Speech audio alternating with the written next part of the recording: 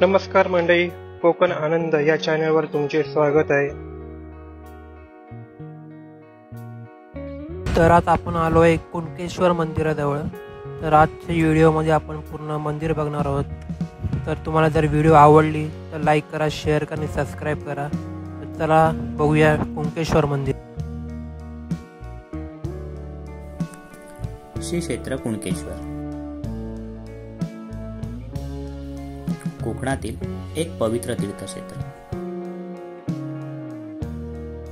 अतिप्राचीन काळापासून येथील कणकेच्या राईमध्ये वास्तव्य करून असलेल्या शंभू महादेवाची ही भूमी। कणकेच्या बनात असलेला ईश्वर म्हणजेच कुणकेश्वर। देवावरून गावाचे नाव सुद्धा कुणकेश्वर असेच प्रचलित झाले। सुमारे 11व्या शतकापासून प्रसिद्धीला आलेले हे स्थान म्हणजे कोकणातील धार्मिक व ऐतिहासिक सौंदर्याचा मुकुटमणीच म्हणावा लागेल। कुणकेश्वर मंदिराइतके प्राचीन भव्य देवालय कोकणात इतरत्र कुठेही नाही। पुणे, मुंबई, कोल्हापूर या शहरांशी देवगडहून अवघ्या 18 किलोमीटर अंतरावर असणाऱ्या कुणकेश्वर हे गाव आहे। एसटी थांबते तेथून अवघ्या 5 ते 7 मिनिटाच्या अंतरावर असणाऱ्या मंदिराचा कळस तुमचा लक्ष वेधून घेतो। ऐन किनाऱ्याशी असणाऱ्या उंचवट्यावर उभारलेल्या या मंदिराचा सागर तटाकडील भाग भक्कम बांधीव तटाने सुरक्षित राखलेला आहे। मंदिराचा परिसर तटाने परिवेष्टित तर आहेच, पण खाली जांभ्या दगडांशी फार आहे। अशा या कुणकेश्वर मंदिराचा इतिहास सुद्धा तितकाच प्राचीन, रोमांचकारी आणि रहस्यमय असा आहे। या मंदिरासंबंधी 2 दंतकथा सांगितल्या जातात। तर पहिली अशी की एका गरीब ब्राह्मणाची गाय दूध कमी देऊ लागली, तेव्हा त्याने तिच्यावर लक्ष ठेवलं। कुणकेश्वर येथील शंभू महादेवाची पिंडी स्वयंभू असून पूर्वी ती कनक वृक्षांच्या घनदाट अरण्याने वेढलेली होती। ब्राह्मणाची गाय आपल्या मालकाला दूध न देता एका विवक्षित जागी जाऊन ती गाय पान्हा सोडत असल्याचे त्याच्या लक्षात आले। त्याने त्या गायीला बेदम जोराचा फटका मारण्याचा प्रयत्न केला, पण गाय निसटून पळाली व त्या प्रहाराचा पाषाणावर आघात झाला आणि त्यातून भळाभळा रक्त येऊ लागले। ते पाहून आश्चर्याने भयचकित झालेल्या ब्राह्मणाची त्या पाषाणावर श्रद्धा बसली। हे स्वयंभू शिवलिंग असल्याची खात्री झाली। त्यानंतर तो ब्राह्मण त्या पाषाणाला शरण गेला व तेव्हापासून तो नित्य नियमाने या पाषाणाची पूजा अर्चा व दिवाबत्ती करू लागला। आजही या शिवलिंगावर या गावाची खूण दाखवली जाते। तर दुसरी दंतकथा अशी की एक इराणी व्यापारी समुद्रातील वादळात सापडला। आर्थिक बनलेला व्यापारी परमेश्वराची करुणा भागू लागला। तेवढ्यात त्याला पूर्वेकडे शांतपणे तेवणाऱ्या दिव्याचा प्रकाश दिसला। दिलासा देणाऱ्या त्या नंदादीपाला तो शरण गेला आणि या ठिकाणी मी खूप पैसा खर्चून जीर्णोद्धार करीन असं त्याने मनोमन ठरवलं। किनाऱ्यावर सुरक्षित उतरल्यावर तो धावत तेथे गेला। हिंदूंचं हे छोट मंदिर होतं। त्याने या शिवालयाचा जीर्णोद्धार केला। 3 वर्षे आणि द्रव्य खर्चून त्याने हे काम पुरं केलं। देवाच्याच पायाशी जागा मिळावी म्हणून त्याने शिखरावर चढून खाली उडी मारली व प्राणत्याग केला। त्याचं स्मारक कुणकेश्वराच्या उत्तरेस आहे। हीच दंतकथा कुणकेश्वराचा इतिहास म्हणून अलीकडच्या काळापर्यंत सांगितली जात होती। परंतु जसजशी कुणकेश्वराची प्रसिद्धी वाढत गेली तसतशी अभ्यासकांची दृष्टी येथे पडली। प्राचीन काळी जेव्हा मुसलमानी सत्ता हिंदूंच्या मुळासकट उचकटण्याचा प्रयत्न करीत होत्या, त्या काळी एका मुस्लिम व्यक्तीकडून हिंदू मंदिर कसे काय उभारण्यात आले? त्यामुळे ही दंतकथा अभ्यासकांना खटकण्यासारखीच होती। त्यामुळे कुणकेश्वराच्या इतिहासाचा अधिक चौकसपणे अभ्यास होऊ लागला.